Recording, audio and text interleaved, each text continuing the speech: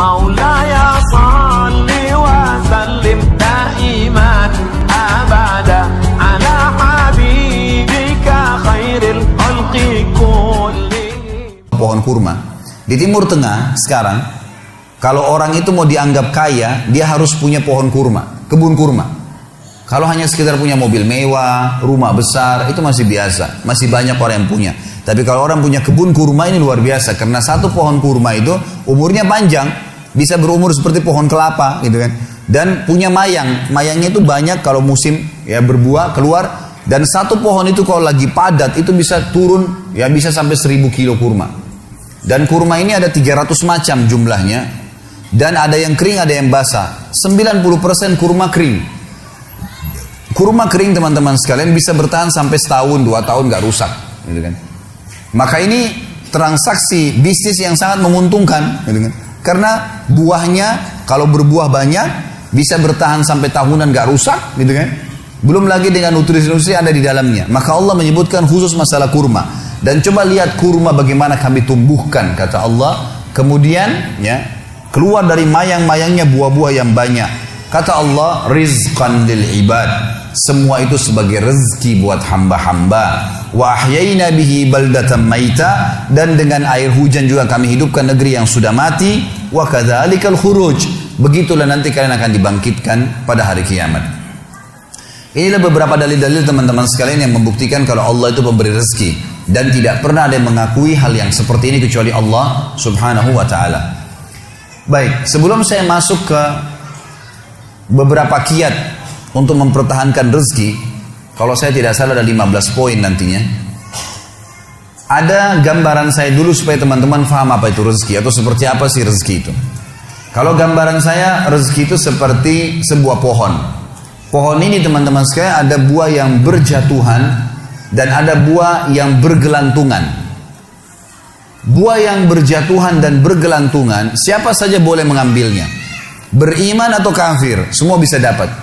Makanya jangan heran kok ada orang kafir sembah berhala atau mungkin ngaku Tuhan punya anak dan seterusnya, tapi masih hidup, punya rumah mewah, makan segala apa yang dia mau. Dah iya. Karena rezeki itu Allah siapkan untuk semua makhluk, nggak terkecuali. Kalau orang kafir tiba-tiba Allah nggak kasih rezeki, maka nggak ada orang kafir nantinya. Emang Allah SWT menciptakan ya, semua itu untuk menguji mereka, melihat mereka mau menggunakan nggak potensi-potensi dalam diri mereka untuk beriman kepada Allah Subhanahu Wa Taala. Buah yang berjatuhan teman-teman sekalian, semua orang berusaha tidak berusaha akan dapat itu. Seperti misal segelas air ini, saya nggak pernah minta sama teman-teman panitia untuk disiapin, tapi disiapin buat saya. Kapan saya ambil pipetnya, kemudian saya lubangin, saya minum, maka ini jadi rezeki saya. Ini namanya rezeki mutlak. Kalau bahasa saya, rezeki mutlak. Ini saya tulis di tulisan saya, buah yang berjatuhan namanya rezeki mutlak. Buah yang bergelantungan namanya rezeki ikhtiar. Ini hanya untuk mudah difahamin saja ya. Ini konsep yang saya tulis sendiri sebenarnya untuk memahaminya. Rezeki yang berjatuhan namanya mutlak. Seseorang akan datang padanya. Kita lagi duduk, tiba-tiba tetangga antarin makanan. Lagi jalan sama teman, tiba-tiba ditraktir, gitu kan? Atau mungkin orang tua kita setengah mati banting tulang, tiba-tiba beliau meninggal, lalu kemudian kita dapat warisan. Namanya mutlak. Kalau ini teman-teman sekalian kita mau nggak mau akan datang kepada kita. Dan ini masuk dalam makna hadis Nabi SAW yang berbunyi, tidak ada jiwa meninggal dunia kecuali akan dilengkapkan seluruh rezekinya. Ini maknanya. Karena ada hadis yang berbunyi begitu ya. Tidak ada jiwa yang meninggal dunia kecuali seluruh rezekinya akan diberikan kepadanya. Yang dimaksud adalah rezeki yang berjatuhan tadi. Juga ada hadis yang lain kata Nabi SAW, kalau seseorang lari dari rezekinya, seperti dia lari dari kematian, maka rezekinya akan mendatanginya sebagaimana mati mendatanginya. Ini namanya rezeki mutlak. Mau nggak mau datang kepada antum. Jadi kan, pasti datang. Ini kafir atau beriman. Tinggal yang kedua teman-teman, rezeki ikhtiar. Rezeki yang ada, buah tadi yang ada di atas pohon. Untuk mengambilnya kita butuh tangga. Kita butuh tangga, fasilitasnya. Fasilitas ini teman-teman sekalian, tangga ini adalah ilmu. Adalah ilmu. Ini sesuai mirip dengan perkataan Imam Syafi'i rahimahullah. Siapa yang ingin dunia, dia harus punya ilmunya. Siapa yang ingin akhirat, dia harus punya ilmunya. Siapa yang punya dua-dua, mau dua-dua dunia akhirat, dia juga harus punya ilmunya. Gitu kan? Memang ilmu itu tangganya. Jadi siapapun yang punya ilmunya, dia pelajari bisnis tertentu misalnya. Dia pelajari misalnya masalah properti, masalah kuliner, masalah ini, masalah itu. Dipelajari sama dia, kemudian dia punya ilmunya, maka dia punya tangga. Dia akan naik ke atas. Dan pada saat dia naik ke atas pohon, dia bisa petik buah sebanyak mungkin, semau dia.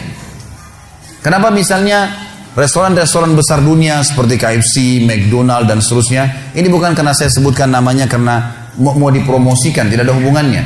Tapi yang saya maksudkan adalah bagaimana bisa seseorang yang beragama Yahudi kufur kepada Nabi SAW, kufur kepada Allah, Allah pastikan kekafiran mereka, tapi bisa punya cabang sampai jutaan cabang, ribuan, ratusan ribu cabang seluruh dunia.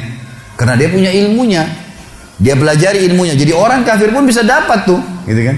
Bisa dapat. Jadi jangan heran teman-teman kenapa orang kafir bisa punya banyak usaha. Ya dia punya ilmu, kita pelajarin. Makanya Allah berikan standar dalam masalah rezeki. Semua manusia punya dua mata, punya dua kaki, punya dua tangan. Waktunya sama 24 jam. Potensinya sama, kecuali yang lahir dalam keadaan cacat saja. Kalau enggak sama semua, gitu kan? Bedanya kita sama orang-orang yang sudah sukses, ya hanya sekedar ilmu pengetahuannya saja.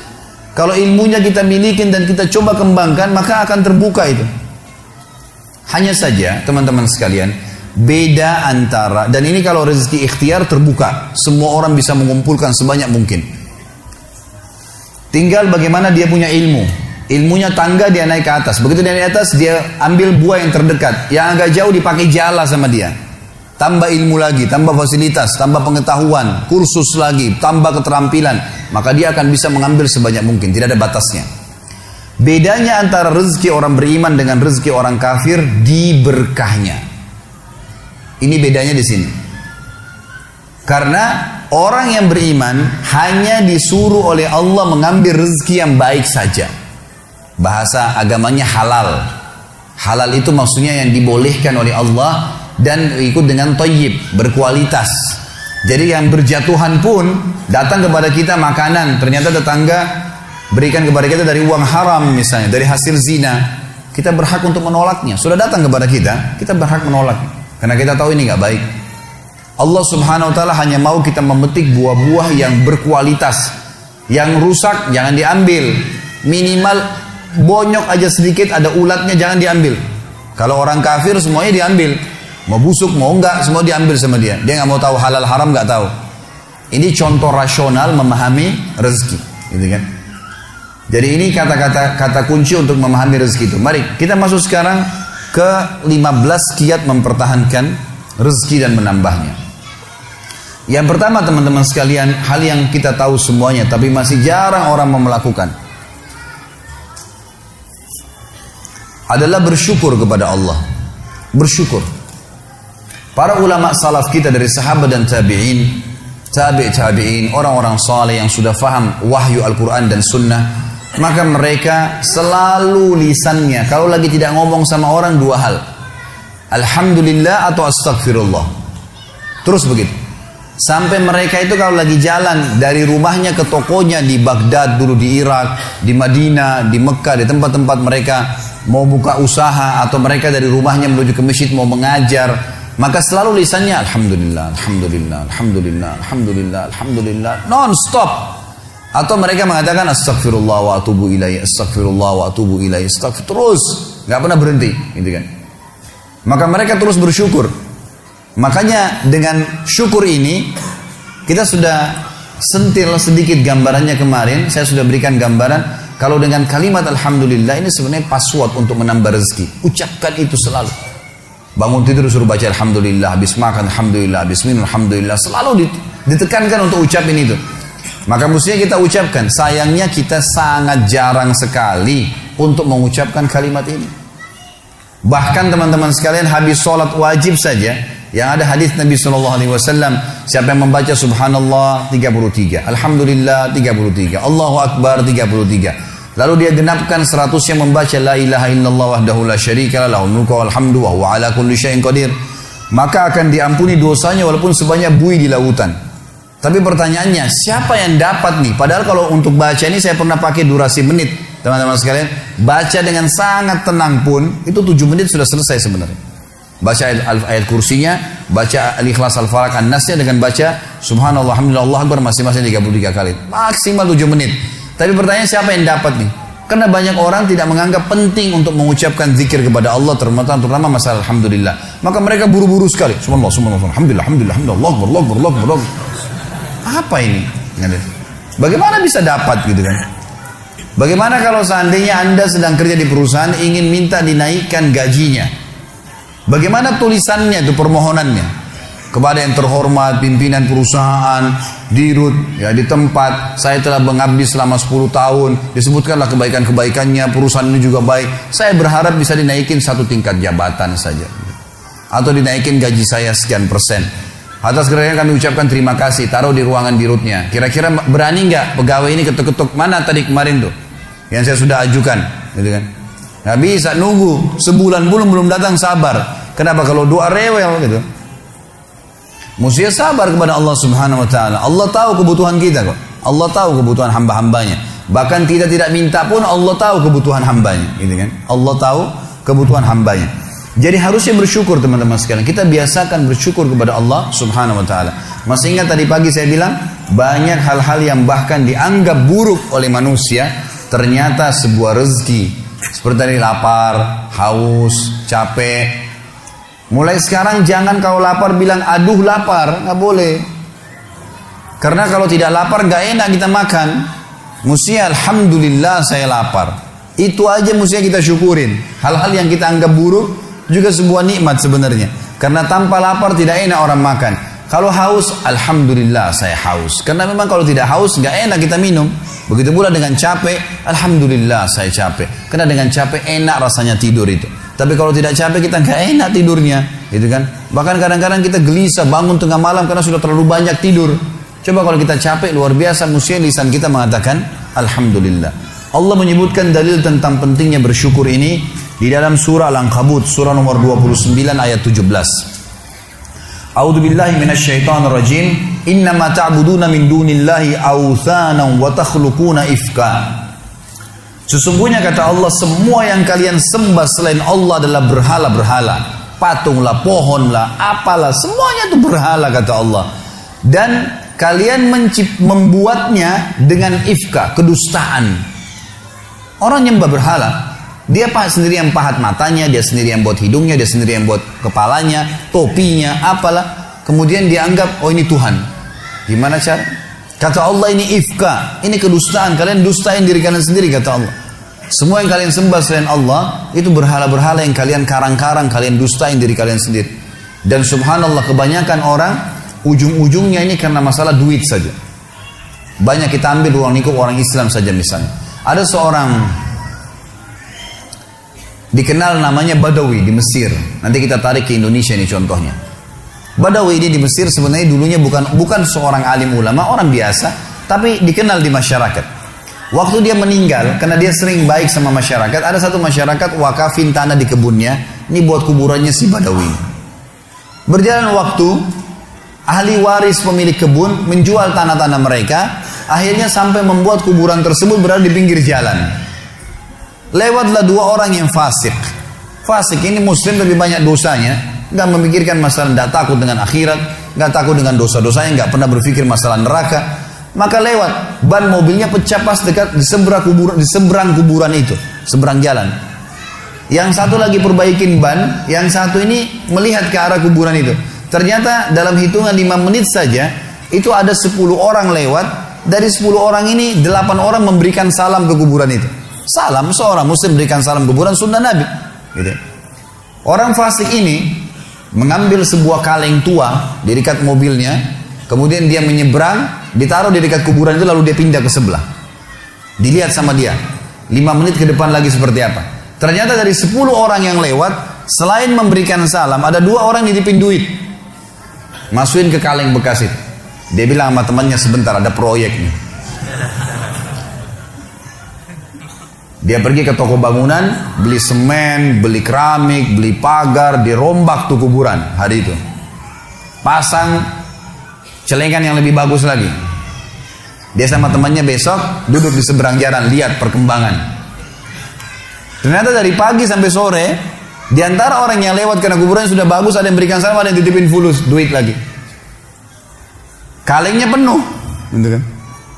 Wah, ini proyek nih. Beli tanah di sekitarnya, bebasin tanah itu, bangunin masjid.